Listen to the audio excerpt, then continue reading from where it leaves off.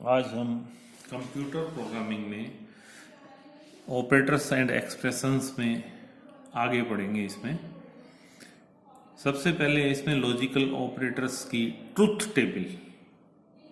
Logical operators जैसा कि हमें पता है 3 तरह के होते हैं। इसको कहते हैं एंड, ये होता है और ये होता है नोट। तो ये कहता है कि ये कब होता है जब 2 स्टेटमेंट हमें दे रखे हैं P और Q। P भी ट्रू है, Q भी ट्रू है, और इन P और Q के बीच में हम ये लगाएं ऑपरेटर, लॉजिकल ऑपरेटर, तो ये इसका रिजल्ट भी ट्रू होगा। लेकिन इसके लिए दोनों का ट्रू होना जरूरी है। फिर ये कहता है कि P ट्रू हो, Q फॉल्स हो, तो इसका रिजल्ट जो होगा वो फॉल्स होगा। इसी तरह से P फॉल्स हो, Q ट्रू हो, तो इसका रिजल्ट भी फॉल्स होगा। और दोनों फॉल्स हों तो इस 2 स्टेटमेंट के बीच में ये लॉजिकल ऑपरेटर लगा दें तो ये फॉल्स होगा। तो ये तो था इसमें लॉजिकल एंड का। फिर इसी तरह से और का, और में यदि P ट्रू हो, Q ट्रू हो, तो इसका रिजल्ट दोनों के बीच में यदि ये ऑपरेटर लगा दें P स्टेटमेंट के Q के बीच में, तो ये भी ट्रू होगा। इसी तरह से यदि इसमें हम P ट्रू हो, Q फॉल्स हो, तो और है ये, क्योंकि ये और है, तो ये जब ट्रू है तो ये भी ट्रू होगा। फिर ये फॉल्स हो, P Q ट्रू हो, तो दोनों में से एक ट्रू है तो ये ट्रू होगा, और लेना है इसमें से, तो ये ट्रू होगा। दोनों फॉल्स हों तो ये इसका रिजल्ट भी फॉल्स होगा। फिर आता है ये नोट। नोट इसका नेगेटिव कर देता है। यदि ट्रू दे रखा है तो इसका रिजल्ट आता है फाइनली फॉल्स, और यदि ये फॉल्स है तो ये आता है ट्रू। ये इसका नेगेटिव कर देता है, ट्रू का फॉल्स और फॉल्स का ट्रू। फिर आता है इसमें नेक्स्ट आता है असाइनमेंट ऑपरेटर, निर्दिष्टीकरण ऑपरेटर या असाइनमेंट ऑपरेटर। निर्दिष्टीकरण ऑपरेटर का कार्य किसी श्रेणी या वाक्य या व्यंजक से प्राप्त परिणाम को चर में डालने के लिए किया जाता है। कोई वैल्यू असाइन करनी हो, हमें कोई भी वैल्यू अगर असाइन करनी हो किसी वेरिएबल से, जैसे x का मान 5 करना है, तो ये असाइनमेंट ऑपरेटर इसके लिए काम में आता है। अब इसको लिखते कैसे हैं?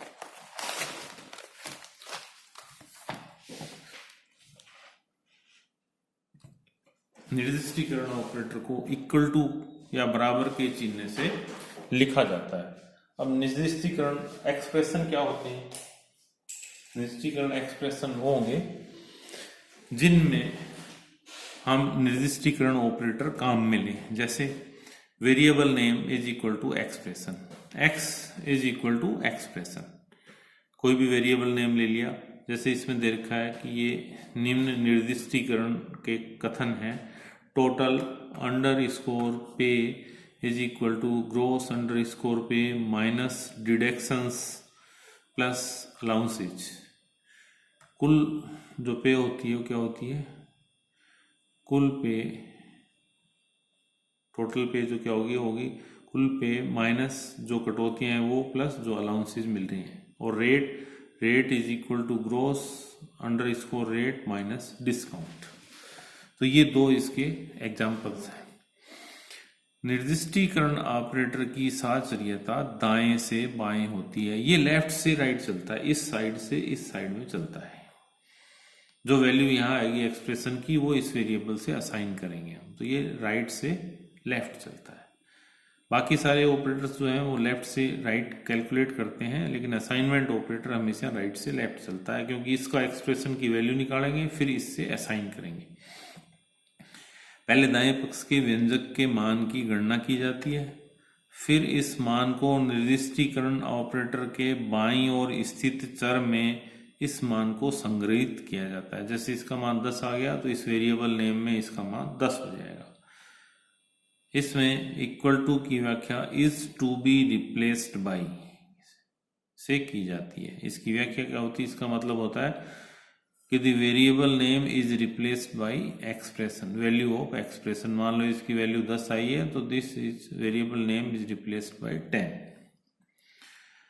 फिर यदि निर्दिष्टीकरण ऑपरेटर के दोनों ओर अलग अलग डाटा प्रकार हो तो दाईं ओर के व्यंजक का मान स्वतः ही बाईं ओर दिए हुए चर या आइडेंटिफायर के प्रकार में परिवर्तित हो जाता है। वो कहता है कि यदि यहाँ पे इंटीजर हो और इसका वेरिएबल ये फ्लोट में आ रहा हो तो ये ऑटोमेटिक इंटीजर में हो जाएगा। दूसरा, यदि इसका उल्टा हो, यदि यहाँ पे फ्लोट हो और यहाँ पे इंटीजर हो तो ये ऑटोमेटिक इसमें डेसिमल लग जाएगा, पॉइंट लग जाएगा इसमें। तो ये कहता है कि दोनों ओर अलग अलग प्रकार का डाटा हो, यदि यहाँ इंटीजर हो, यहाँ फ्लोट हो, या यहाँ फ्लोट हो, यहाँ इंटीजर हो, तो दाईं ओर के व्यंजक का मान, इसका मान, दाईं ओर के व्यंजक का मान स्वतः ही बाईं ओर के व्यंजक चर या आइडेंटिफायर में परिवर्तित हो जाता है। जैसे इसमें कुछ एग्जांपल्स भी हैं, पहले देखिए इसमें,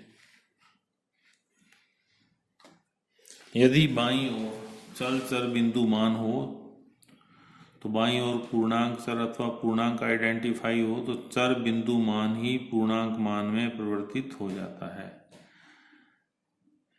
यदि दाईं ओर चर बिंदु मान हो और बाईं ओर, ये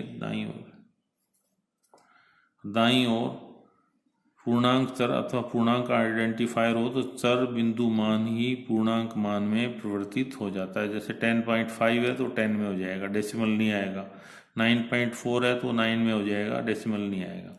दाईं ओर यदि डबल प्रिसीजन मान हो तथा बाईं ओर चर अथवा आइडेंटिफायर चल बिंदु हो तो डबल प्रिसीजन भी चल बिंदु मान में परिवर्तित हो जाता है। और इसको इन जनरल हम it is written as variable name, बीच में operator is equal to expression. जैसे यहाँ पे दिया इसका हमने कि float x plus is equal to 5, ये तो इसमें आ गया variable name, x is variable name, ये ऑपरेटर और ये एक्सप्रेशन, ये हो जाएगा x is equal to x plus y. x is replaced by the value of x plus y। इसका मतलब होता है इस ऑपरेटर का, असाइनमेंट ऑपरेटर का, is replaced by,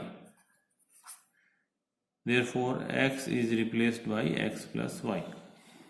अब ये कहता है इसमें कि निम्न का परिणाम ज्ञात कीजिए। फ्लोट x दे रखा है हमें 4.0, y is equal to 12.0, z is equal to 3.5, integer p is equal to 6, q is equal to 4, r is equal to 8। पहला मान निकालना है हमें x plus is equal to 3.0। तो इसका पहले तो मतलब देखें कि इसका मतलब क्या होगा। इसका मतलब फिर निकालना है x स्टार या मल्टीप्लीकेशन इज इक्वल टू 5, फिर x factorial is equal to y plus Z, p ये रिमाइंडर फॉर्म में डिवीजन है इज इक्वल टू q। इनका मान निकालना है जब ये वैल्यूज दे रखी हो।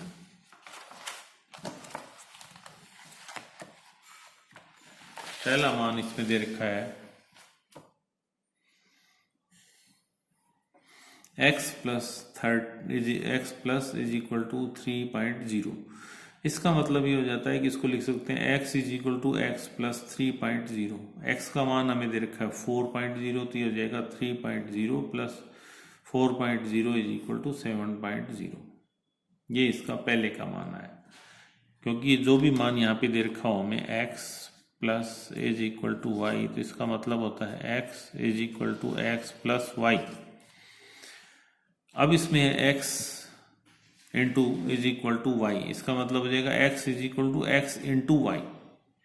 x की वैल्यू अब इसमें आ गई 7.0 और y की वैल्यू दे रखी है 12.0, तो ये आ गया 84.0।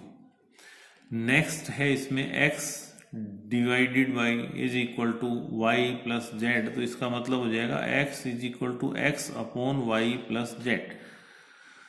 x की वैल्यू लेटेस्ट लेनी है, x की वैल्यू है 84.0, y की वैल्यू 12, z की वैल्यू 3.5, तो इसको इससे डिवाइड करेंगे आ जाएगा 5.4193। फिर ये डिवीजन आ गया इस तरह का रिमाइंडर फॉर्म वाला, p division is equal to q, तो इसका मतलब है P is equal to P reminder division is equal q. P की वैल्यू है 6, Q की वैल्यू है 4, इसको डिवाइड करेंगे तो जो रिमाइंडर रहता है वो इसकी वैल्यू आ जाएगी इज इक्वल टू 2। नेक्स्ट है इसमें Q minus is equal to P plus 2 into R plus 4, तो ये वैल्यू हो जाती है इसमें Q is equal to Q minus this one, this whole expression, this one. Q की वैल्यू है इसमें 4 माइनस P की वैल्यू लेटेस्ट है 2 प्लस 2 इंटू R, R की वैल्यू है 8 plus 4 is equal to minus 18। Next इसमें Q divided is equal to P reminder division R plus 4, ये आ जाएगा इसमें Q is equal to Q divided by Q upon P reminder division R plus 4। Q की value minus 18, latest value minus 18 divided by 2 division 8 plus 4। 2 को जब 8 से divide करते हैं तो ये जाता नहीं है, 0 आएगा यहाँ पे, रिमाइंडर कुछ नहीं आएगा, तो ये आ जाएगा 0 प्लस 4 माइनस 18 बाई 4। अब 18 बाई 4 का मतलब इसमें हो जाएगा, क्योंकि ये Q हमें जो दे रखा है Q इंटीजर है, Q इज इंटीजर, तो ये आ जाएगा Q is equal to minus 18 by 4।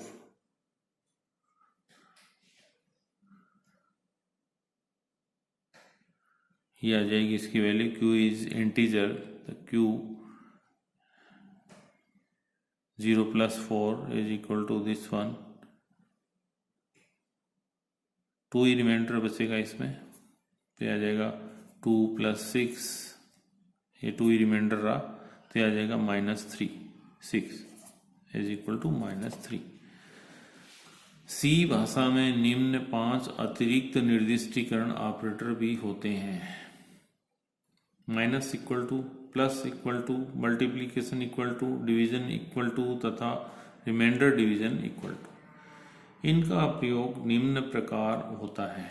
पहला क्या है, expression 1 plus equal to expression 2। इसका मतलब ये होता है कि expression 1 is equal to expression 1 plus expression 2। अभी ये दे रखा है यहाँ पे, ये एक्सप्रेशन 1 दे रखा है, ऑपरेटर दे रखा है, और एक्सप्रेशन 2 दे रखा है। इसका मतलब हो जाएगा expression 1 is equal to expression 1 plus expression 2। Second में माइनस दे रखा है, तो ये आ जाएगा expression 1 is equal to expression 1 minus expression 2। फिर मल्टीप्लीकेशन का दे रखा है, इसमें expression 1 into is equal to expression 2। ये एक एक्सप्रेशन है, ये ऑपरेटर है, ये सेकंड एक्सप्रेशन है, तो ये हो जाएगा expression 1 is equal to expression 1 into expression 2।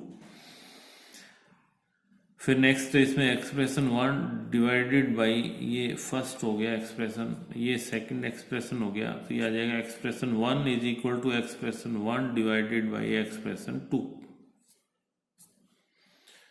फिर ये रिमाइंडर फॉर्म में आ गया, ये फर्स्ट एक्सप्रेशन है और ये सेकंड एक्सप्रेशन है, तो ये हो जाएगा expression 1 is equal to expression 1 divided by expression 2।